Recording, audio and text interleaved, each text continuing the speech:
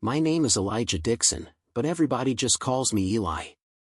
I'm 74 years old now, and I live right here in Willow Creek, Mississippi. I worked my entire life as a metal fabricator and welder, making everything from farm equipment to decorative gates. And today, I live quietly on my pension. Well, quiet is just a figure of speech, because after everything that went down, it took a long time for peace to settle back in my heart. Goodness gracious. When you think you know someone like the back of your hand and then you suddenly discover you didn't know a thing, that's what happened to me after 4 decades married to the same woman. I never thought I'd tell this story to anyone, but I feel like maybe it can serve as a warning to whoever is listening. You spend your life building a history, believing in people, trusting with your eyes closed, and sometimes a simple detail, one small decision, changes everything. In my case, it was a trip I decided to cancel at the last minute. If I had gone through with that trip as planned, maybe I would still be living in that blissful illusion to this day. But fate, or the Lord, who knows, wanted me to find out the truth.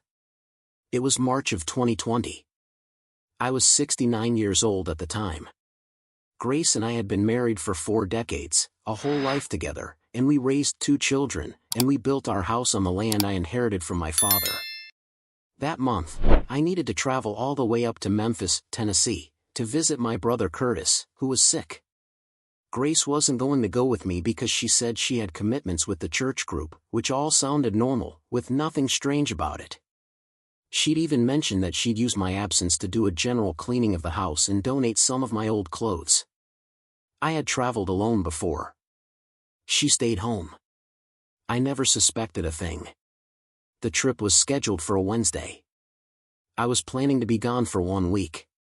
On Tuesday night, I packed my suitcase and set aside my medications. Grace even made a sweet potato pie for me to take to Curtis. He always loved her pie. In the pre-dawn hours, I got a call from my nephew saying that Curtis had been admitted to the hospital and that it was better if I postponed my visit for a few days. I was worried, of course, but I understood there was no point in driving all that way if I couldn't even see my brother due to hospital restrictions. That's when I had an idea. Instead of telling Grace the trip was canceled, I thought I'd surprise her. Our marriage had been a little distant lately, that routine that comes with so many years. I thought, I'll pretend to leave for the trip anyway. She'll stay here, and I'll come back at the end of the day with flowers and a gift. I'll prepare a special dinner with a good bottle of wine. I thought it would be romantic. What a silly idea for a 69-year-old man, right? But at the time, it seemed like a brilliant plan. What I didn't know was that this one decision would change everything, and I mean everything, in my life, and not for the better. It was the side you never expect, the one you can't even imagine exists. Sometimes you live your whole life next to a person and think you know everything about them. But there are things, my people, that only God truly knows. If you're enjoying my story, please leave a like to bring some cheer to this 74-year-old man's heart. Subscribe to the channel so you don't miss my upcoming life stories. And tell me in the comments where you're watching this video from and what time it is there right now. It makes me so happy to know what corner of the world, and what time of day, y'all are listening to me. I was born right here in Willow Creek back in 1951, when everything was a lot different than it is today. My father, Mr. Robert Dixon, owned a small property where he grew corn and soybeans, like almost everyone in this area. There were 5 of us kids, me, Curtis, Marcus, Tanisha, and Chantel. I was the second oldest. Our house was simple, a wood frame place with a pot-belly stove that stayed lit all day in the winter to keep out the cold that hit us out here. Lord, was it cold. Frost would cover everything early in the morning, and we'd head out with numb feet to help with the chores. Life wasn't easy, but it was good. My mother, Mrs. Soledad, made the best collard greens and fried catfish with hush puppies I've ever tasted in my life. She also prepared those traditional Sunday pot roasts with gravy and sides that you only get down here in the South. The biggest treat was when we had a little extra cash and she'd make a fresh peach cobbler. What a delight. We'd eat it warm with a glass of fresh-drawn milk. I studied up to the 4th grade at the little country schoolhouse, which was about 2 miles from our home. I walked there every day with my siblings. When it rained, we wrapped ourselves in old burlap sacks that Mama fixed up, but even then, we'd still arrive soaked. In the dead of winter, there were days we couldn't go at all. The teachers understood. It was like that for everyone. They knew we were needed to help on the farm. It was also around that time, I must have been about 9 years old, in 1960, that I discovered my calling. My daddy took me to Mr. Frank Powell's machine shop. Mr. Powell was a big, strong man who had served in the war and had settled here after. We needed a tool repaired, and I was absolutely fascinated watching that powerful man shaping the red-hot steel, the sparks flying, the sound of the hammer on the anvil. I looked at my father and said, "One day I'm going to be just like him, Daddy." And Mr. Roberts smiled and said, "If that's what you want, boy, you'll have to work hard." And work hard I did. Let me tell you, when I turned 14 in 1965, I started working as an assistant to Mr. Powell after school and on weekends. At first, I just cleaned the shop, stoked the forge with coal, and organized the tools. But the old man gradually taught me the trade. He didn't have any sons, only 2 girls, and I think he saw in me someone to pass his knowledge on to. "Eli, you got to understand that steel is like people. It has temperament. There are times when it's more pliable and times when it's harder. You have to know the exact moment to work with it," he would say in his gruff voice. I remember during the Willow Creek County Fair, Mr. Powell always invited me to dinner at his house. The table would be loaded with barbecue ribs, mac and cheese, collard greens, sweet tea, and different kinds of homemade pies. His wife, Mrs. Helen, treated me like a son. In 1968, when I was 17, we had a terrible flood around here. The Big Muddy Creek overflowed, and a lot of folks lost everything. Our house, thankfully, was on higher ground, but Mr. Powell's shop was completely underwater. I spent 2 weeks helping him salvage what we could. Many tools rusted. The furnace had to be rebuilt. It was a sad time, but it was also when he told me, "Eli, you ain't an apprentice anymore, you're my partner." That was one of the happiest days of my life. By the time I was 18, in 1969, I had learned just about everything Mr. Powell could teach me. I started making my own pieces, knives, farm implements, decorative hinges, and people in the county started looking for me directly. "I want the Dixon boy to do it," they'd say. That made Mr. Powell proud, not jealous. "That's how it ought to be," he'd say. It was also around that time that farming around here started changing, demanding specific tools, and we began to specialize in that. We adapted implements, created solutions for the farmers here. Sometimes a farmer would come in with a hand-drawn sketch, just an idea, and we would transform it into something real and functional. It wasn't all work, of course. On weekends, we'd gather to play dominoes at the community center, drink coffee during the talk sessions, or dance at the church socials. I wasn't one of the big partygoers. I was always more reserved, but I liked being with my friends, sharing stories, and laughing. In those days, without television or all the modern things we have now, fun was simple, but it was genuine. In 1970, when I was 19, I experienced my first great sadness. Mr. Powell suffered a stroke while working at the forge. I was right beside him when it happened. I saw him stumble, drop the hammer, and clutch his chest. I ran to help him and called for help, but by the time the ambulance arrived, there was nothing they could do. I lost not just a mentor, but a second father. Mrs. Helen called me after the funeral and said, "Eli, Frank wanted you to have the shop. It was his dream to see you carry on the work." She offered to sell me his share in payments at my own pace. It was a huge responsibility to take on the business alone at just 19 years old, but I couldn't let Mr. Powell's legacy die.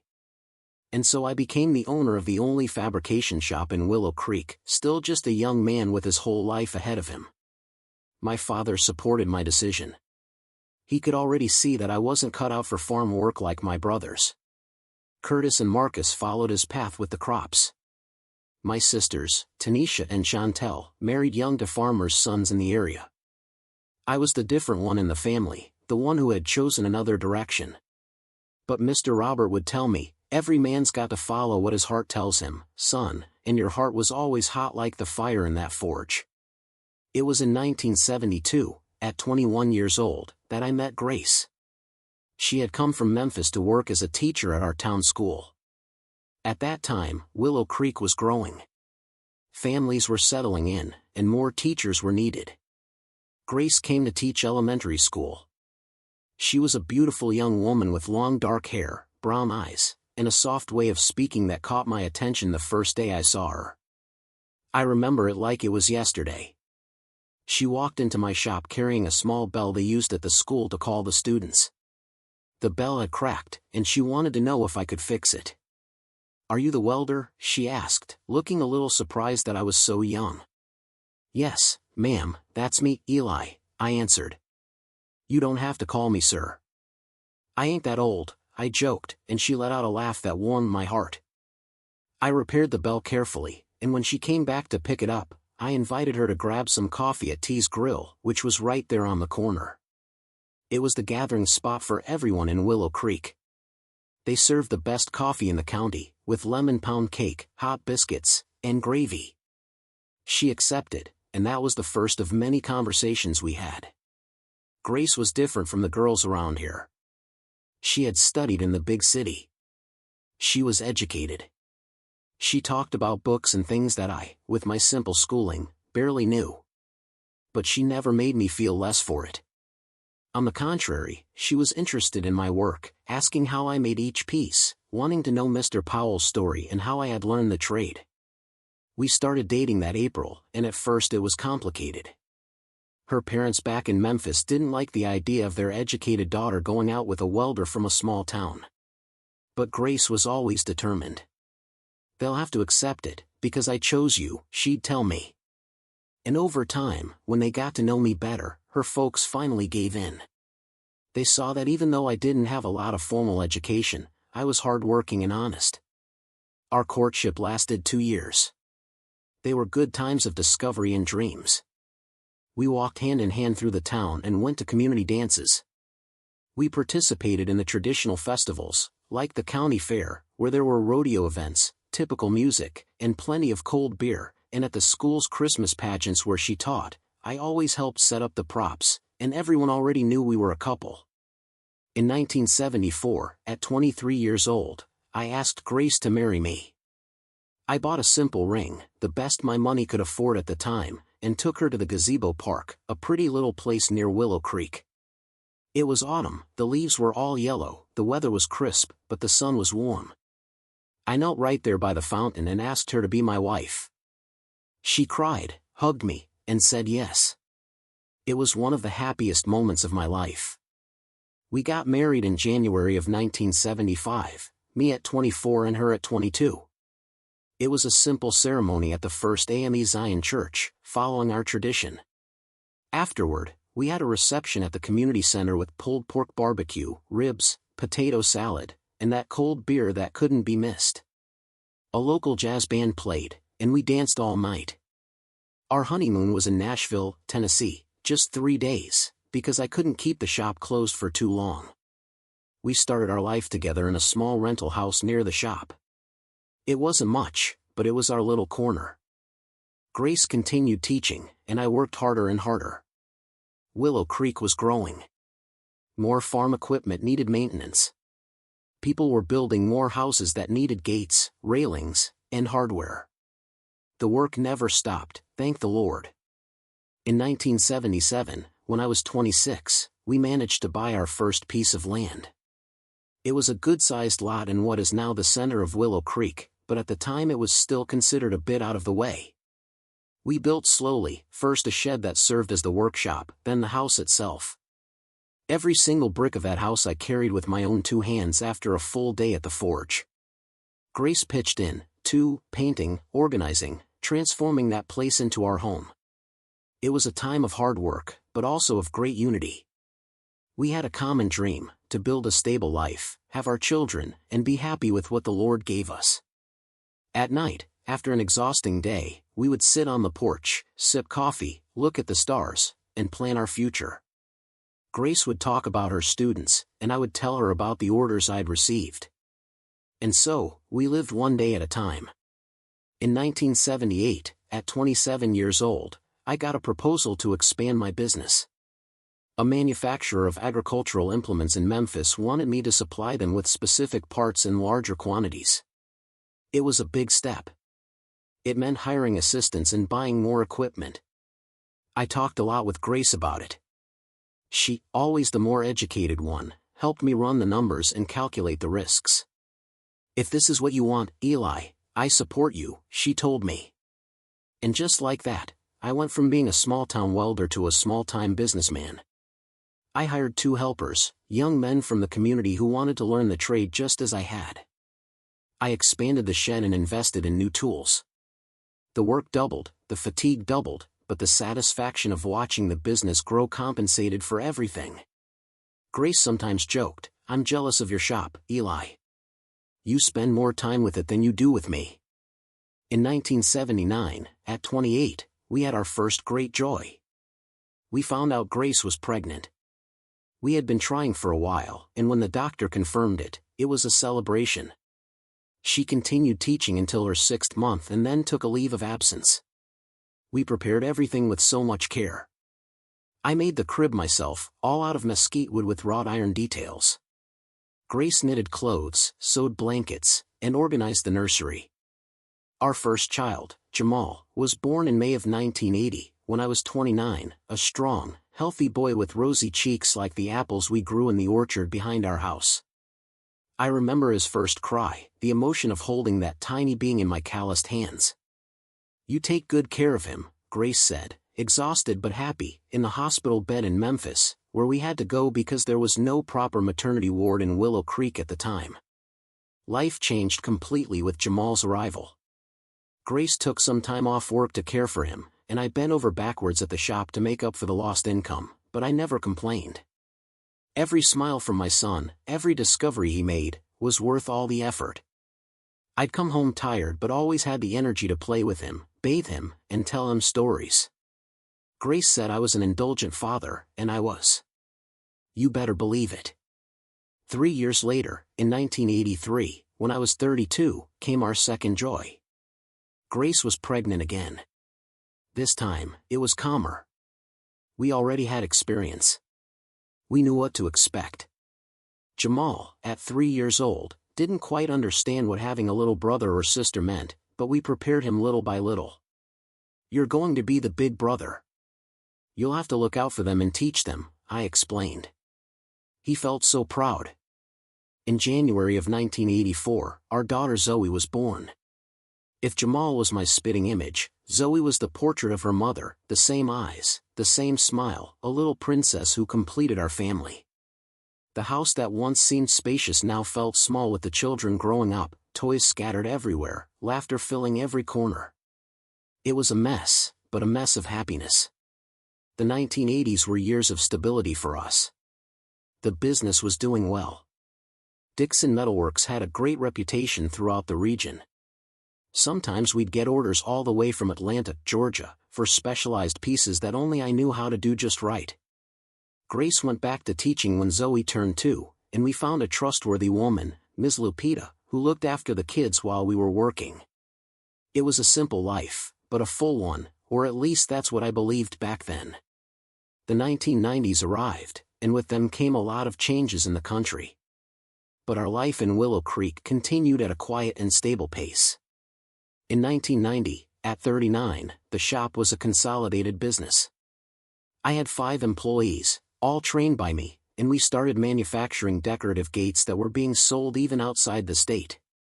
Jamal, at 10 years old, already liked staying with me in the workshop after school, slowly learning the way I had learned from Mr. Powell. Zoe, at 6, was more attached to Grace, always with books and notebooks, with an intelligence that impressed her teachers. Grace was promoted to principal of the elementary school in 1992, when I was 41. It was a recognition of the dedicated work she had always done as a teacher. I was proud of her, of our life together, of what we had built. Our house was fully finished now, with a beautiful garden that Grace tended on the weekends and an orchard in the back with oranges, lemons, and even a grapevine that gave us enough to make homemade wine. Nothing too fancy, but comfortable, cozy, and ours. Traditions remained strong in our family. On Sundays, the house was filled with visits from my siblings and their children. I grilled meat on a stone barbecue pit I built just for that, while the women prepared the potato salad, the rolls, and that southern rice and beans that only we know how to make right. The children played in the yard, and we, the adults, drank coffee, talked about life, and recounted old stories that the kids already knew by heart but always asked to hear again. In 1995, when I was 44, a big flood hit our area, worse than the one in '68. The Big Muddy Creek rose so high that it flooded parts of the town that had never been affected before. Our house, thankfully, was safe, but the shop, which was lower down, was flooded. We lost machines, materials, and finished jobs waiting for delivery. It was a tough blow, but the community rallied together. The employees, the neighbors, everyone helped with the cleanup and recovery. That's when I saw the value of having built good relationships over the years. Grace was tireless during that period. She organized fundraisers at the school, secured donations, and worked hard, juggling her job and helping me rebuild the business. The kids did their part, too. Jamal, at 15, worked beside me like a grown man, and Zoe, at 11, helped her mother with the donation lists and whatever else was needed. That tragedy, as difficult as it was, ended up bringing our family even closer. In 1996, we managed not only to recover what we had lost, but to improve it. I built the shop on higher ground. We expanded the space and bought more modern equipment. The business grew so much that I needed to hire 2 more employees. I didn't work at the forge as much as I used to. I had become more of an administrator, but I still made sure to grab the hammer every once in a while, especially when a more delicate or artistic job came up. That was what I liked the most. Time kept passing, and the children kept growing. Jamal finished high school in 1998, when I was 47, and decided he wanted to stay in the metal industry. "Dad, I want to study mechanical engineering," he told me. It was such a great source of pride. My father had barely been able to give me an elementary education, and I was able to send my son to college in Atlanta. Zoe was still in high school but already showed an interest in literature and history, taking after her mother. As we crossed into the year 2000, at 49, our life seemed perfect. Grace and I celebrated our 25th wedding anniversary and had a beautiful party to renew our vows. She looked gorgeous that day in a light blue dress that brought out her eyes. Our children, relatives, and friends we had made over the years were all there to celebrate with us. I remember looking around during the party and thinking, we did it. Everything we dreamed of so long ago is right here. In 2002, when I was 51, Jamal graduated and came back to Willow Creek. He had received offers to work for big companies in Atlanta, but he chose to come back and work with me. "I want to modernize the company, Dad. There's a lot I learned that can help us grow even more," he told me with that enthusiasm of a young, freshly graduated man. And that's what we did. His engineering knowledge combined with my practical experience gave the business a new boost. Zoe, on the other hand, chose a different path. In 2003, at 19, she passed the entrance exam to study literature at the University of Memphis. She commuted back and forth every day by bus. It was exhausting, but she didn't want to leave home. "I prefer the peace of Willow Creek to the hustle and bustle of the big city," she'd say. Grace helped her with college assignments, reviewed her essays, and discussed the books Zoe had to read. It was beautiful to see the two of them together, so similar in the way they spoke and thought. Our routine at the time was quiet. I left early for the shop, which we now call Dixon Metal Works and Fabrication. Grace left for the school, and the children left for their respective commitments. We met in the evening for dinner, always together at the table, talking about how the day had been. On weekends, sometimes we'd go fishing at Mr. Roberto's pond, a neighbor who had a nice property with a place to fish. Other times, we'd drive up to Memphis to see a movie or have dinner out for a change. In 2006, when I was 55, Zoe graduated and started teaching English at the same school where her mother was principal. It was another reason to be proud, to see my daughter following in Grace's footsteps with the same dedication and the same affection for her students. Grace, who was 53 then, was already talking about retiring in the next few years, and the idea was that Zoe could eventually take over the principal position as well. That same year, Jamal, at 26, met Nicole, a girl from Jackson, Mississippi, who had come to work at the bank here in Willow Creek. They started dating, and we soon saw it was serious. He always brought her to Sunday dinners, and she integrated well into the family. She liked to help in the kitchen, learned to make the local dishes he liked, and got along well with Grace and Zoe. In 2008, they got married, a beautiful party at the community center, just like ours had been decades ago. Life continued its natural course. In 2010, at 59, I became a grandfather for the first time. Nicole gave birth to Kyra, a beautiful little girl who was the spitting image of Jamal when he was a baby. The following year came Isaiah. They were the joy of our house. Grace melted around the grandkids. She granted them every whim. I'd joke, "Are you spoiling those children, woman?" But deep down, I was the same way. I made a dollhouse all out of wood and metal for Kyra and a rocking horse for Isaiah. Old age was arriving gently with these little joys. Zoe found her partner, too. In 2012, when I was 61, she started dating Aaron, a math teacher who came from Baton Rouge, Louisiana, to teach in Willow Creek. He was a serious, studious young man from a good family. At first, I found him too reserved, different from our outgoing way down here in the South, but over time, I saw that he was a good man who truly loved my daughter.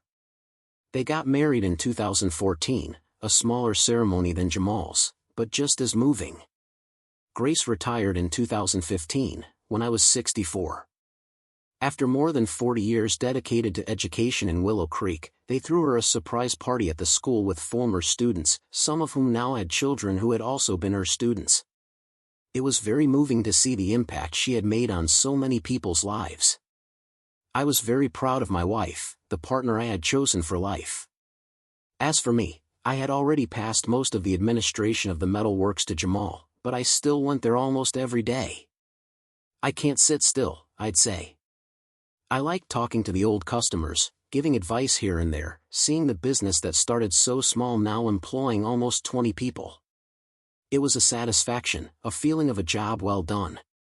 Our days were calmer. Grace now dedicated herself to the garden, reading, and the grandkids who came to spend the afternoons with us. I had more time to fish, to meet my friends at the Veterans Club, where we played cards and reminisced about the old days. Sometimes we traveled to see places we had never had time to visit before. We went to Nashville, Savannah, we even made it to New Orleans on a tour organized by the club. It was a good phase, harvesting what we had sown over so many years. The years remained quiet until 2018, when I was 67. It was in that year that I began to notice some subtle changes in Grace. Small things, nothing that made me suspect anything serious, but strange enough to catch my attention. She, who had always been a homebody, started going out more. At first they were normal activities, a knitting group with friends on Tuesdays, volunteering at the church on Thursdays, a book club on Saturdays. It all seemed legitimate, and I even thought it was good that she was having her own activities in retirement. "It's good that you've got your things, Grace," I'd tell her. "After so many years working, you deserve to enjoy yourself." And she would smile, kiss me on the forehead, and say, "It's good to have things to keep the mind busy, Eli. You can't just sit around waiting for time to pass." But little by little, things started to pop up that didn't quite add up. Once she said she was going to the book club, and when I mentioned it the next day to Miss Gloria, our neighbor who also participated in the group, she seemed confused. "But there was no meeting yesterday, Mr. Eli. It was canceled because Ms. Teresa, who was supposed to present the book, got sick." When I asked Grace about it, she changed the subject. "I must have misunderstood the day," she said. Another time, she came home with a beautiful new dress, different from the style she usually wore. When I complimented her, she seemed a little uneasy, as if she didn't want to draw attention to it. "Oh, the ladies at the church convinced me to buy it. They said it was on sale," she explained quickly, putting the dress away at the back of the closet. I also noticed that she started taking more care of her appearance. It's not that she was careless before, but now she went to the salon more often. She started coloring her hair more frequently. She bought new creams.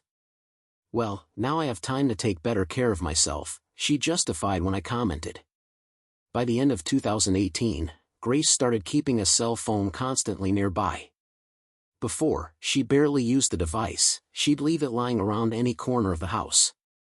Sometimes she didn't even answer when it rang. Now the phone was always with her. She even took it to the bathroom when she showered. One night I woke up in the middle of the night, and she wasn't in bed. I found her in the dark kitchen sending messages to someone. When I asked her what she was doing, she startled, she almost dropped the phone. "Oh, Eli, you scared me. It's Zoe. She has insomnia. We're texting." The next day, I casually asked our daughter if she was having trouble sleeping. She looked confused. "No, Daddy. I'm sleeping like a log." "Why?" I didn't tell her about her mother's late-night conversation. I didn't want to cause trouble or seem like a paranoid old man. Maybe it was just a misunderstanding, but the small inconsistencies kept piling up. In January of 2019, when I was 68, Grace announced that she was going to start a computer class in Memphis. "I don't want to be left behind with all this technology," she said. The class would be twice a week, Tuesday and Thursday afternoons. It seemed reasonable to me. I even offered to take her to the bus station on class days. Only after a few weeks, I received a call from Willie, an old friend who lives in Memphis. He had seen me at the station and called so we could catch up over coffee. During the conversation, I mentioned that I was waiting for Grace, who was at her computer class. "What class is that?" "My Dolores took all the senior classes here in the city, and she never mentioned a computer class," he said, sounding puzzled. That stuck in my head. When Grace came back, I asked her for details about the class, where exactly it was, who else was participating, what they were learning. She answered everything without hesitation. But there was something in her eyes that didn't convince me. That night, while she was sleeping, I took her purse and looked for any materials from the supposed class. I didn't find anything, no notebooks, no notes, nothing to indicate she was actually studying computers. The following week, I faked a backache and said I wouldn't be able to drive her to the station. "No problem," she replied quickly. "I can catch the bus right here on the corner." After she left, I made a decision I never thought I'd make. I decided to follow her. I asked Jamal, my trusted employee, to drive me in his truck. We kept our distance. We watched her get on the bus for Memphis. We followed the bus to the station. In Memphis, Grace didn't take the road to any school or community center. Instead, she went into a small cafe downtown. From inside the truck, at a safe distance, I saw a man approach her table. He was a well-dressed gentleman, must have been about 65, with neat gray hair and sharp clothing. They greeted each other with a kiss on the cheek. Nothing too intimate. It could just be a friend. They stayed there talking for almost 2 hours, and I sat in the truck with Jamal, feeling my heart constricting more with every minute. "You want me to go over there, Dad?" Jamal asked, seeing my distress. "No," I replied. "Let's go. I've seen enough." We returned to Willow Creek before Grace could spot us. The whole way back, I kept quiet, trying to digest what I had just witnessed. I hadn't seen anything explicitly romantic. It could just be an innocent meeting with a friend. But why the lie about the class? When she returned home, I acted normally, as if nothing had happened. I asked about the class, and she told the same story as always, with details about what they had supposedly learned that day. The lie came out so naturally that it left me even more confused. Was I overreacting? Could that man really be someone from the class and they just went out for coffee? In the following weeks, I was more observant, watching her every move. I noticed that on the days of the class, she came back with a different sparkle in her eyes, more animated. Sometimes she brought home small gifts for me, as if to compensate for something. "I saw this in the window and thought of you," she'd say, handing me a new tool or a sweet treat I liked. In March of 2019, Grace surprised me with an announcement. "I'm going to start joining a seniors travel group. They organize short trips to nearby cities. The first one is to Nashville next month." This was new. She had never shown much interest in traveling without me before. When I asked if I could go with her, she explained it was a women-only group, just a ladies' thing, as she put it. The trip to Nashville lasted 3 days. We talked on the phone a couple of times. She sent photos of the tourist spots. Everything seemed normal. But when she came back, I noticed she had a new necklace, a delicate piece that wasn't in the photos. She had sent me. "The ladies in the group bought it for me," she explained when I spotted the jewelry. The following month, May of 2019, came another travel announcement, this time to Savannah, Georgia, for a festival. Again, it was with the women's group. This time, I asked for the organizer's contact information. I wanted to be sure she was okay. Grace was visibly uncomfortable with my request, but she ended up giving me a name and a number. I called, and a very friendly lady confirmed the existence of the group and the trip. Later, I found out she was a friend of Grace's who had agreed to confirm the story in case I called. The trips with the group became regular, one every 2 or 3 months. After each return, Grace seemed more distant, as if a part of her had been left somewhere else. Our relationship, which had always been close despite the years, began to cool. We talked less, rarely went out together, and even our intimacy had diminished considerably. In September of 2019, I accidentally found a credit card statement of hers. There were charges at a hotel in Jackson, Mississippi, on a weekend when she was supposed to be at home. I confronted her with this, and she said it was a mistake by the credit card company, that she had already called to correct it. I accepted the explanation more out of convenience than actually believing it. By the end of 2019, our son Jamal noticed the change between us. "Is everything all right between you two?" he asked me one day when we were alone at the shop. I lied. I said yes, it was just the weariness of old age. I didn't want to involve the children in my suspicions, especially since I wasn't certain of anything. They were just hints, strange behaviors, nothing concrete. Christmas that year was strange. We were all gathered, us, the children, the grandchildren, but there was a tension in the air that had never existed before.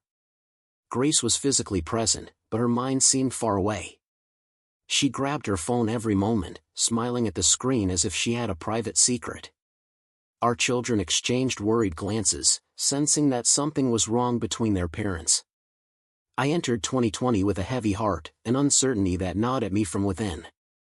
In February, when we celebrated 45 years of marriage, I thought about giving her a surprise, an attempt to reignite what seemed to be fading. I bought flowers, booked a restaurant in Memphis, and planned everything carefully. Grace seemed genuinely touched, and for a few hours, it was like the old days. She took my hand across the table, looked into my eyes, and said, "It was 45 wonderful years, Eli." The use of the past tense did not escape me, and I felt a pang in my chest.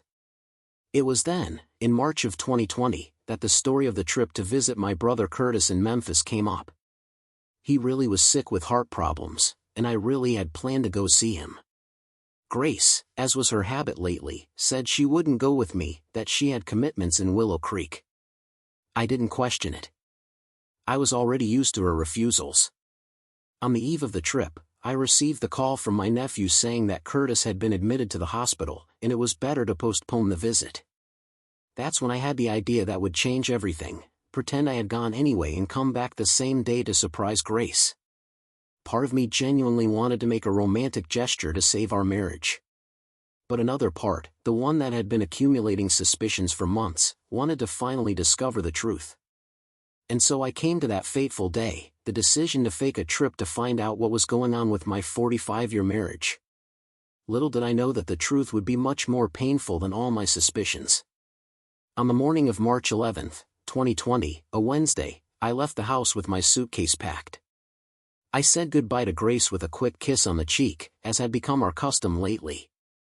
"Take good care of Curtis. Give him a hug for me," she said, sounding genuinely concerned about my brother. "I'll be back next Tuesday," I replied, feeling a knot in my throat because of the lie. I got in the truck and drove off, but instead of heading to the station, I went straight to the shop. I had already arranged everything with Jamal. He knew I wasn't traveling, but he didn't know the real reason. I just told him I wanted to surprise his mother, maybe try to rekindle the relationship that had cooled off a bit. My son, always understanding, didn't ask many questions. "You need me to help you with anything, Dad?" he offered. "No need, son. Just don't tell anyone you saw me around here today," I requested. I stayed at the shop until noon, helping with a few projects, more to pass the time than out of necessity. I ate a bowl of chili at Mr. Earl's diner right there on the corner, where no one would question my presence. Then I went to the grocery store and bought a few things for the surprise I was planning: a dry red wine that Grace liked, ingredients for a slow-cooked chili I had recently learned to prepare, and a bouquet of flowers I ordered at Ms. Loretta's flower shop. Around 3 in the afternoon, I went back home. I parked the truck a block away so as not to make a sound. With my heart pounding, I opened the back gate using my key, trying to be quiet. I still remember the feeling of the March sun on my back, the smell of jasmine from our garden, the song of the mockingbirds in the field next door, details that were etched into my memory of a moment that would change my life forever. The house was silent. I called out softly, "Grace?" No answer. Her car wasn't in the garage, which I thought was odd. She rarely went out on Wednesdays. That was when she watched her old soap operas on the rerun channel.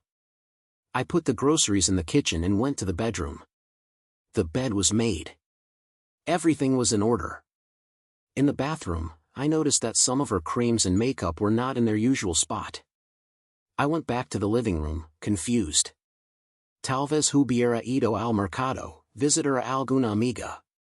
I decided to wait. I sat on the couch and turned on the television, but I couldn't concentrate on anything. The minutes passed slowly: 4, 5, 6 o'clock. The sun began to set, and still Grace hadn't arrived. I started to worry. What if something had happened to her? I picked up the phone and called her cell phone. It went straight to voicemail. I called Zoe. "Honey, do you know where your mother is?" She sounded surprised. "I thought you were traveling, Dad. Mom didn't say anything about going out today." No, I made up an excuse. I said I had called home to check in, and no one answered.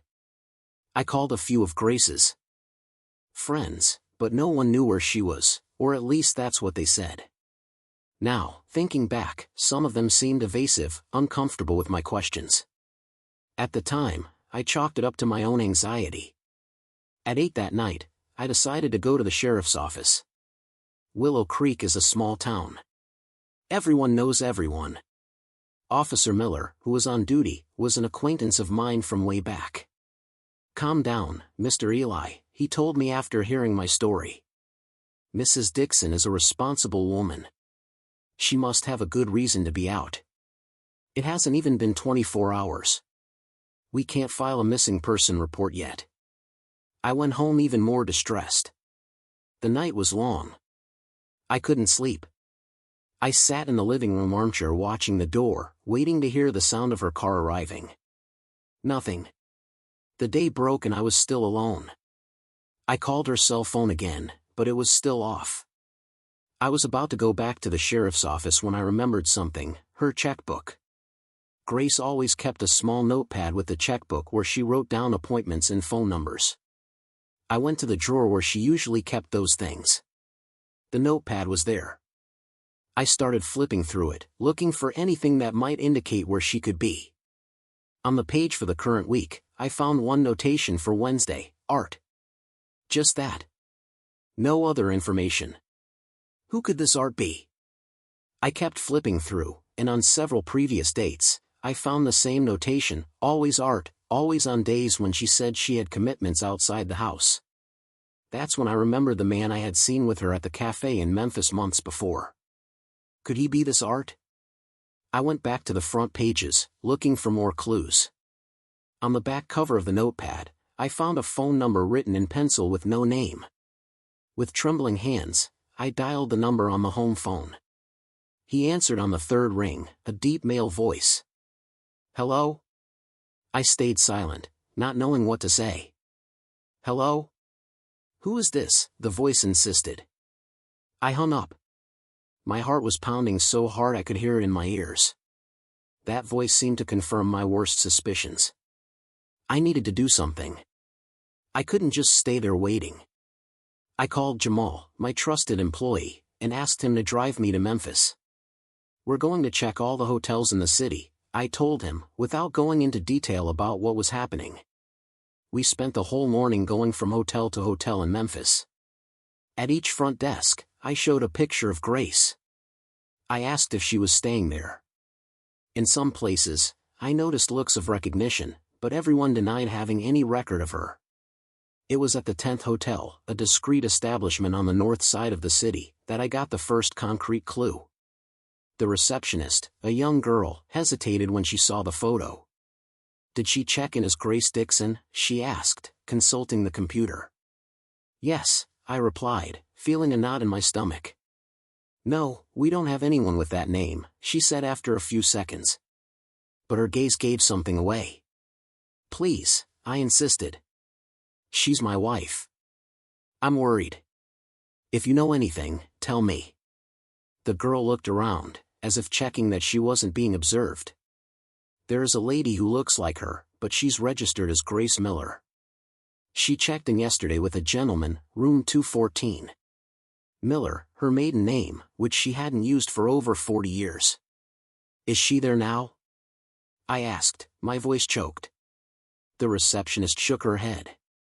"They left early, but they left the key, so they must be coming back." I thanked the girl and left the hotel with Jamal. "You all right, Dad?" he asked, worried about my paleness. "No, I'm not all right," I answered honestly. "But I need to solve this. You can drop me off here and head back to Willow Creek. I'll call you if anything happens." After Jamal left, I crossed the street and went into a cafe from where I could observe the hotel entrance. I ordered a black coffee that sat untouched in front of me while I kept my eyes fixed on the hotel door. Time passed slowly, noon, 1, 2 o'clock. At 3:30 in the afternoon, I saw a car pull up in front of the hotel. It was Grace's car. My heart stopped for an instant when I saw her get out of the passenger side, smiling, looking younger and happier than I had seen her in years. From the driver's side, a tall man with neat gray hair and sharp clothing stepped out, the same man I had seen with her at the cafe months before. He put his arm around her waist with an intimacy that only comes from a lot of time spent together, and together they entered the hotel. I was paralyzed, unable to move. Part of me wanted to cross the street and confront them right there. Another part wanted to flee, pretend I had never seen it. But I knew I needed the truth, no matter how painful it was. I waited another hour, trying to gather my courage. Finally, I got up, paid for the coffee I hadn't even touched, and crossed the street.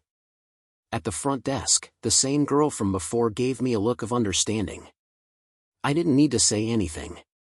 She just nodded, indicating that the couple was still in the room. I climbed the stairs slowly, each step feeling heavier than the last. I reached the second floor, found room 214, and stopped in front of the door, my heart pounding so hard I thought they might hear it on the other side. I raised my hand to knock, but then I heard her voice, my wife of 45 years, laughing in a way I hadn't heard in ages. "Arthur, you are impossible," she said between bursts of laughter. Arthur. So that was the man's name, the Art in the notepad. I took a deep breath and knocked on the door. The voices on the other side immediately fell silent. After a few seconds, I heard footsteps approaching. The door opened partially, and there she was, my Grace, with her hair down, wearing a blouse I had never seen before. Her face went from surprise to shock and then to panic in a matter of seconds. "Eli," she exclaimed, her voice barely a whisper. "What? How?" Weren't you in Memphis? Can I come in? I asked, my voice calmer than I expected. She hesitated, looked behind her, and then opened the door wider. I walked into the room and saw the man, Arthur Blackwood, standing near the window, clearly uncomfortable. He was a very presentable man, must have been about 70, dressed in a blue button-down shirt and dark pants. So, this is it? I said, looking from one to the other. All this time, all these trips, these classes, it was all a lie. Grace started to cry. Eli, I can explain, no need, I interrupted. I think it's pretty clear what's going on here. Arthur took a step forward. Mr. Dixon, I know this looks terrible, but you don't owe me any explanation, I cut him off. You didn't even know I existed by the sound of it. That's when I noticed something strange about the look they exchanged. It wasn't just shame or guilt. There was something else there, something I couldn't quite identify immediately. What do you mean? I asked, confused. What aren't you two telling me? Grace sat on the edge of the bed, wiping her tears. Eli, this is Arthur. He is, I already figured that out, I replied bitterly. What I want to know is why you're both looking at me so strangely. It was Arthur who answered, in a low voice. Because until a few weeks ago, I believed Grace was a widow. The world seemed to stop at that moment. His words echoed in my head without making complete sense. A widow? I repeated. Stunned. Grace looked up at me, a mixture of shame and defiance in her eyes. Yes, Eli. I told him, and everyone here in Memphis, that I was a widow, that my husband, you, had died 2 years ago. It was as if the ground had disappeared beneath my feet. You killed me? I asked, incredulous. How did you kill me? She sighed heavily. It was just easier that way. I met Arthur at a state teacher's retirement event here in Memphis shortly after I retired. We talked. He invited me out for coffee. I enjoyed his company, but I knew I shouldn't. But he insisted on seeing me again, and I eventually accepted. When things started getting more serious, I couldn't just say I was married. So, I said I was a widow. And how did I die? I asked, a cold rage beginning to replace the initial shock. A heart attack, she replied, lowering her eyes. I said you had died suddenly, that it was instant, but that I was moving forward with my life. Arthur looked as shocked as I was. Grace, you told me you two had gone to Savannah 2 years ago and that he felt chest pain. It was all a lie, she admitted, now looking directly at me. Eli, I know it sounds awful, but I needed something just for me after so many years taking care of everyone, the kids, you, the students. I wanted something that was mine alone. And why didn't you just ask for a divorce? I asked, my voice trembling with emotion. Why this macabre farce of killing me in your imagination? She laughed then, a humorless laugh. A divorce in Willow Creek? Everyone would judge me. Talk behind my back. The children would be devastated. The reputation I built my whole life, all thrown away. It was easier to have 2 separate lives. Here in Memphis, I was Grace Miller, a respectable widow who found new love. In Willow Creek, I remained Mrs. Grace Dixon, the dedicated wife of Eli from the Metal Works. The coldness with which she explained it all left me speechless. I no longer recognized the woman in front of me. Where was the young teacher I had fallen in love with, the mother of my children, the partner of so many decades? Arthur looked genuinely mortified. Mr. Dixon, I swear I didn't know. If I had known you were alive, that you were still married, I never would have gotten involved with Grace. I believed him. The man seemed honest in his despair. He, too, had been deceived in a way. How long have you two been together? I asked. 2.5 years, he answered after a pause. We met at a state retiree event in September of 2017.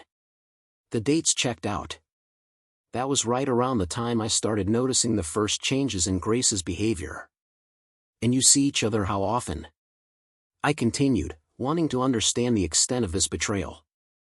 At first, once or twice a month, Arthur said. Then it became more frequent. Grace said she needed to come to Memphis for retirement-related business or for classes, meetings with former colleagues. All the trips, then, I stated. Yes, Grace confirmed. When I said I was going to Nashville or New Orleans with a group of friends, I was actually going with Arthur. But you also met here in Memphis regularly, I asserted, not as a question. She nodded. On Tuesdays and Thursdays, when I said I had the computer class. I looked around the room.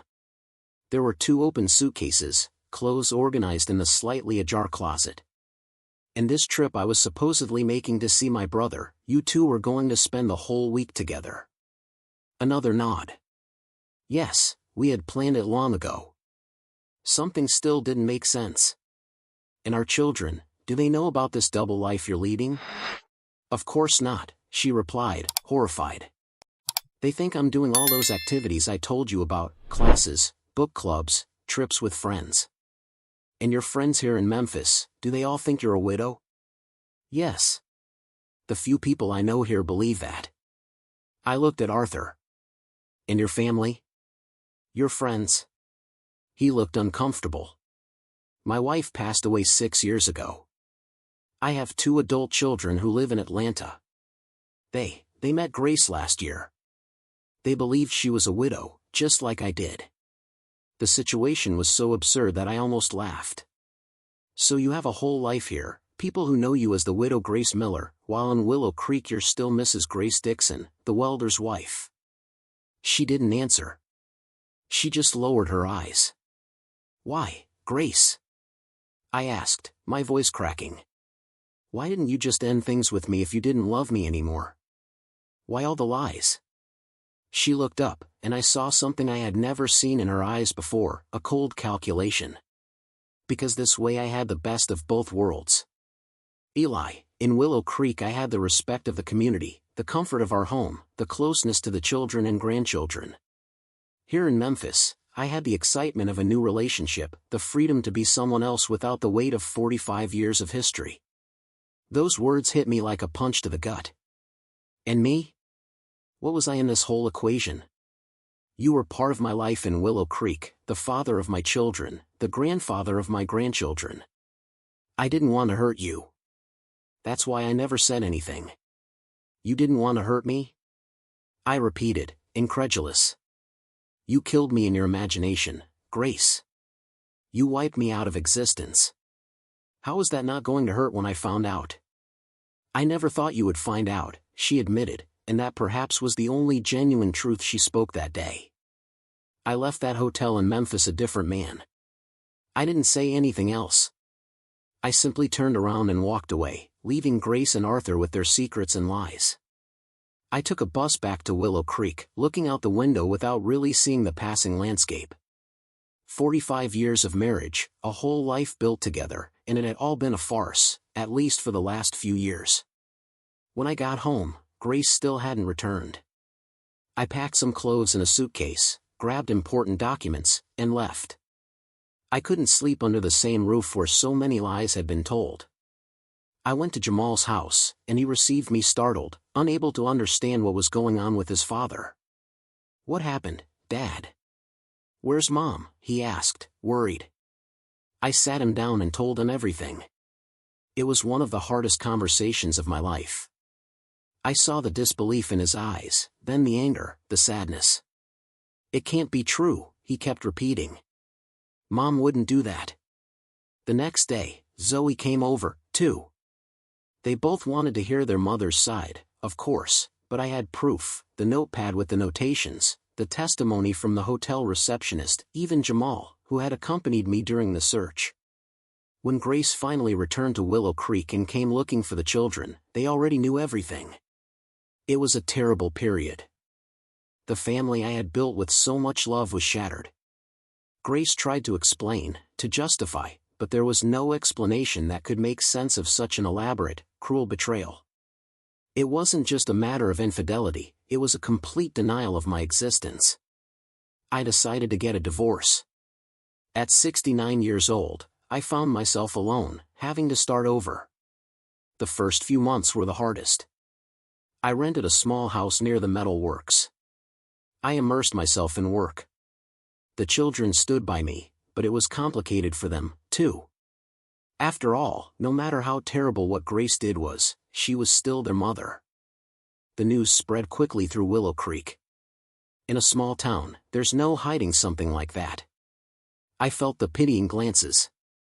I heard the whispers when I passed by. To many, I was the poor soul, old Eli, who had been tricked by his wife. That hurt almost as much as the betrayal itself. As for Arthur Blackwood, I later learned that he also broke up with Grace. From what I was told, he was as shocked as I was to discover the extent of her lies. In the end, he too had been deceived, believing he was in a relationship with a widow when he was actually an unwitting accomplice to a deception. Grace ended up moving to Memphis after the divorce, selling her share of the house and buying an apartment there. The children keep in touch with her, but things were never the same. Family celebrations, Sunday dinners, all that came to an end. We only see each other on unavoidable occasions, like the grandchildren's graduations or important birthdays. Time went by, and the pain, though it never completely disappeared, became more bearable. I learned to live alone, to find pleasure in the small things. I started fishing more, meeting friends at the club, and spending time with my grandchildren when they came to visit. Today, 5 years after that terrible day, I can say I survived. I'm 74 years old, with a few more wrinkles and a few fewer dreams, but I'm still going. The shop, now officially Dixon Metal Works & Son, continues to prosper under Jamal's administration. I still go there almost every day, more to chat and keep busy than to actually work. I never got romantically involved with anyone again.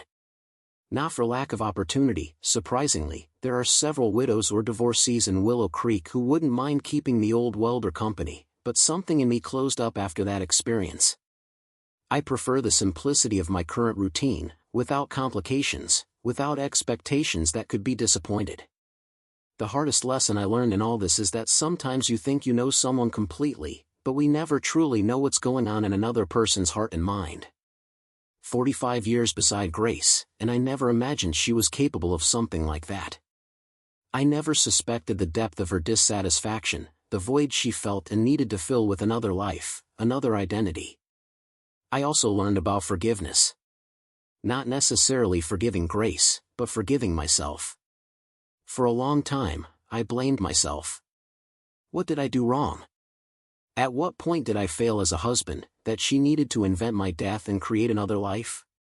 It took me time to understand that we are not always responsible for the choices of others. Some people simply change, their desires change, and nothing we do can prevent that. Old age brings wisdom, but it also brings the awareness that time is too short to live in bitterness. That's why I chose to move forward. I haven't forgotten. I don't pretend it didn't happen. But I won't allow that betrayal to define who I am or how I live the rest of my days. My children and grandchildren are my joy now. Jamal follows in my footsteps in the business, while Zoe continues her work as a teacher. Kyra is already 15, a smart young lady who wants to be an engineer like her daddy. Isaiah, at 14, shows interest in metalwork. He's always asking me to teach him how to work with metal. Who knows? Maybe he'll be the third generation of Dixons in the trade. If there's one thing I'd like to say to anyone listening to me, it's this: value the truth. As painful as it may be, the truth sets you free. Living a lie, even a comfortable one, is like building a house on sand. At some point, everything will collapse.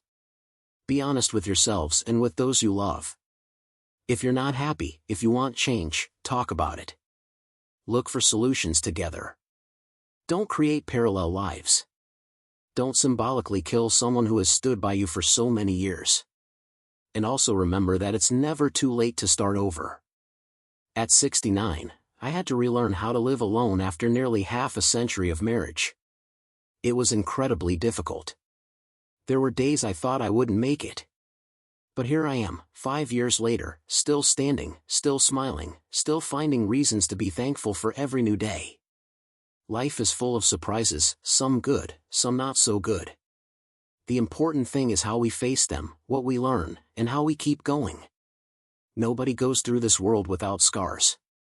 But those marks are what tell our story, what show how strong we are and how capable we are of overcoming things. If this story warmed your heart or made you think a little, please leave a like to brighten this 74-year-old man's day. Subscribe to the channel now, my dear, so you don't miss the next stories I'll tell with all my love. And tell me one little thing in the comments: where are you watching this video from, and what time is it there right now? Have you faced a big disappointment in life, and how did you manage to move forward? This grandpa is very happy to know who is on the other side listening to me and at what moment of your day you took a little time to hear me.